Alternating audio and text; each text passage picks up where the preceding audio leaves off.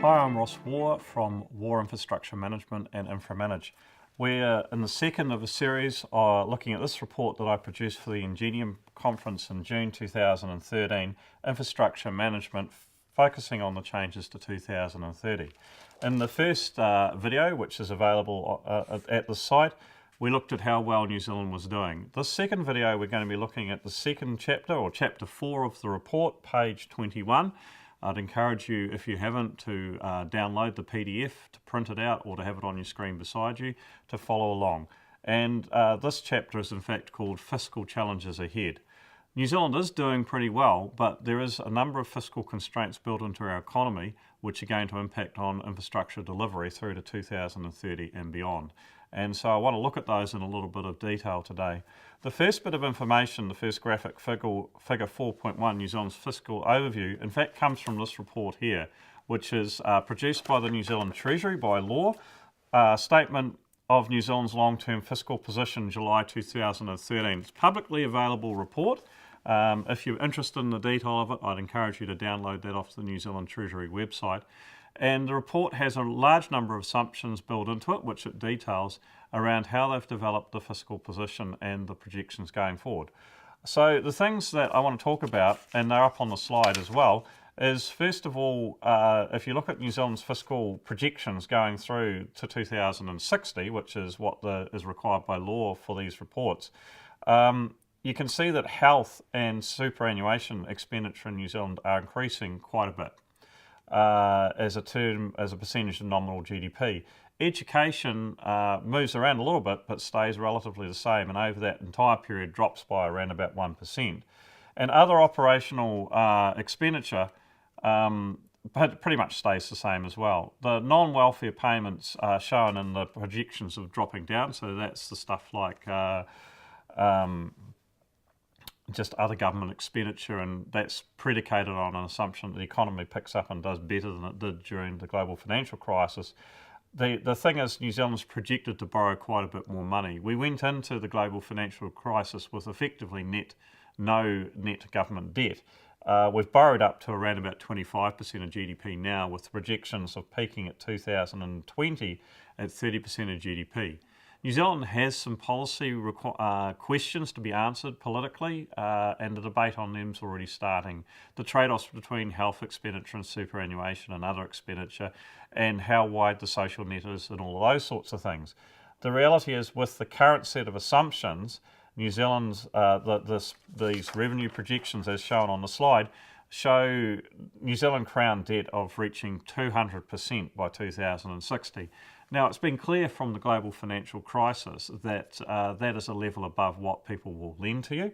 The US is currently at 100%. I think Greece got up to about 160% of GDP debt. Those are numbers that I don't think New Zealand's ever going to borrow. So what is clear is sometime between 2030 and 2050, New Zealand's got some policy decisions and trade-offs to make. From an infrastructure management point of view, New Zealand, as far as I can work out at the moment, is spending around about 7% of nominal net GDP on infrastructure. That's quite high at OECD terms. Recently, there was an OECD report a couple of 3 years ago that said the average OECD expenditure on infrastructure was around about 4 to 4.5% of nominal GDP. New Zealand is higher because we're quite a young country, and we are in fact still developing and building out our infrastructure. And so that's reflected in that amount. Also, we're into a renewal phase for infrastructure, where a lot of our early water infrastructure is now coming up for renewal. We've still got quite a bit of roading to build out to meet the growth in population, particularly around Auckland, our largest city. And so we're spending a lot of money on infrastructure.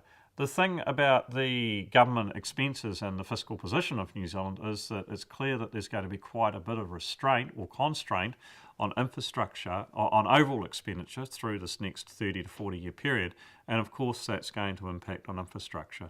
Simply put, if there's an elder person who needs a hip operation versus a road that needs a pothole fixed, in terms of the court of public opinion, it's going to be pretty clear who will win the discussion about where the money needs to be spent. It won't be the road. So there's some challenges ahead.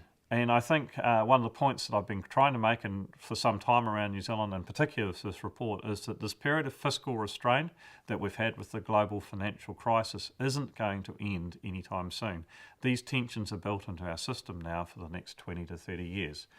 On the next page, I will talk about the local authority debt and fiscal challenges, and this is drawn from a body of work done by Larry Mitchell. And again, if you want to get hold of Larry's work, he has a website. You can just Google him at Carrie Glen, and he does a lot of work by examining local government financial statements and putting together information around debt and borrowing levels and debt per ratepayer and things like that. It's really worthwhile having a look at. It's available. Some of it's available on his website. If you want far more detail, if say for instance you're a local authority, you can purchase that from him for a fairly low fee. The thing about New Zealand council debt is that in early 2000s, councils effectively had no net debt or very little. And the government encouraged councils to leverage their balance sheets rather than increasing their rates or their land taxes, which had been going up for some time. And so in 2002, in the numbers there, $1,500 was per ratepayer was considered acceptable debt with, say, a maximum of around about $3,000. If we were to inflation adjust that to today's figures, that would be around about $2,000 net debt, and per ratepayer with maybe a maximum of $3,900 to $4,000.